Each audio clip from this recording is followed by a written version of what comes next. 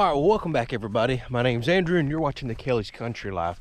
And we have got to jump on a project today because Mother Nature said so. So I think it has finally become a time in this build that we do something with all of this soil and dirt right here. As in, it's time for grass. It's far enough into springtime now, or close enough to springtime, I should say. We've had a bunch of 80-degree days. And they are also calling for multiple days of rain this week. I see an 80%, a 90, and a 50. So I want to go ahead and get everything leveled, get some good quality soil down, because this was just it's almost like beach sand that we had hauled in. And this is how the dirt looks on our property. It's got a clay mix in it. I've already been bringing some in, but we've got to get some better quality soil on top of all this white stuff, so our grass seeds will really want to take root and flourish. Also down here, this is our septic system. Tank is right here, and that is our drain fill. It is not level enough for my liking. I would wind up having issues with this with the lawnmower, dulling blades, hitting soil pockets here.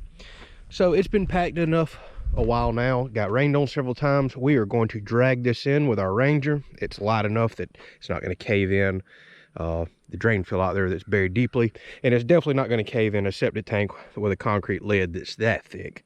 So I feel comfortable enough doing that. So that's today's plan. Haul a lot of dirt in. I've got a big pile of topsoil that I've been storing, and we're going to use it to put back here. Actually, it was the soil that we removed before we put down the concrete slab.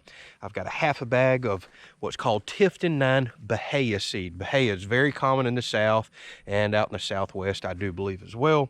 It's a good, strong, resilient grass. Disease resistant, handles drought very well. That's what I planted this entire property in.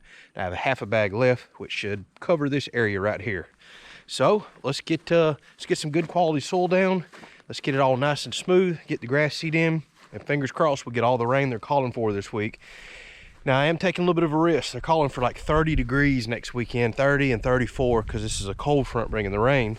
But this seed should not be germinated by them because it is so dry here right now.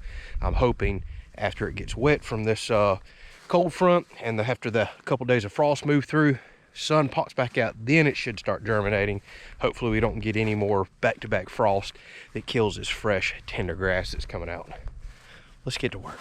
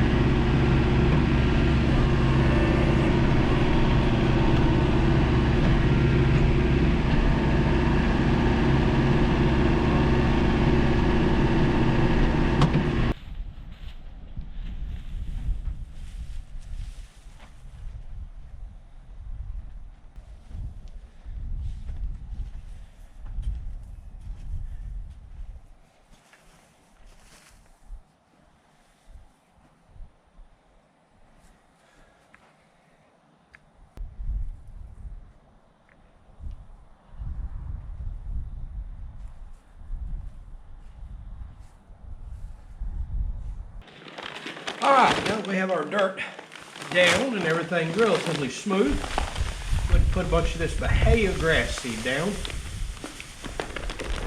It's extremely windy today, so I'm gonna put it out by hand so I can really see where it's going. But this is just what dried Bahia grass seed looks like.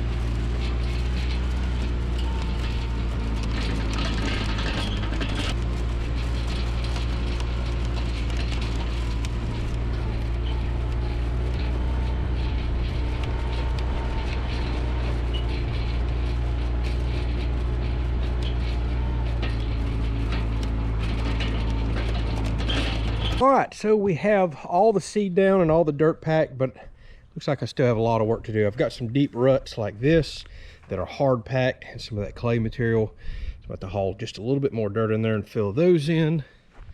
And I still have a little bit of work to do out here in the drain fill area. It's quite rough, way too rough that I could run a lawnmower over it. So there's some holes right here, and there's just a bunch of dips and holes out there.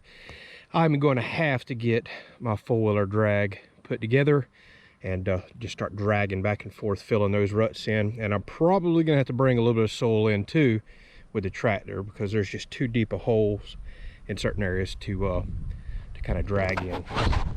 I was planning on doing all this with the four-wheeler drag, but I had a company send me one out a while back, and it was the wrong size, so I didn't wind up doing a review. Decided, hey, I'll put it together today, even though it's way smaller than I need. Drag behind the Ranger.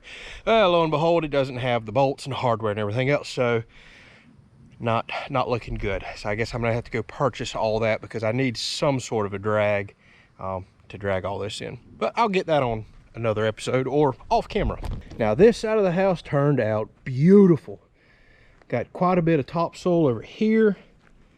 Probably more than half the seeds covered. That's okay. Seed on top of the soil will actually get washed in, but this looks beautiful. I don't really have to do anything over here. Maybe a couple areas I'll come hit with the garden rake. I can probably spend 3 to 5 minutes over here and I'm done. So I like the slope, everything looks good. Eventually we'll figure out what we're gonna do for steps going up to the doors. We'll probably dig out and put, 2 or 3 concrete steps in here. And ultimately, we're just going to pull up and park out here once all this gets nice and packed and grass is established. So, just one of those things that had to be done. I'd love to be inside the house working, but this needed to get done before all this rain gets here this week. We've had a ton of 80-degree days, which means grass and weeds and everything will grow. I mean, look, the yard's already turning green as can be, and now we're gonna get a frost to kill it, but hey, that's just the way it goes this time of year. I'm excited to get some grass established and some roots established, because that means all this dirt will quit washing away. It'll hold it together. Grass is key and critical for that. Not to mention, Lord, that looks bad, just seeing dirt all around the house. When that's nice and beautiful green grass, it's gonna look awesome. Thank y'all so much for watching. We'll catch you on the next video.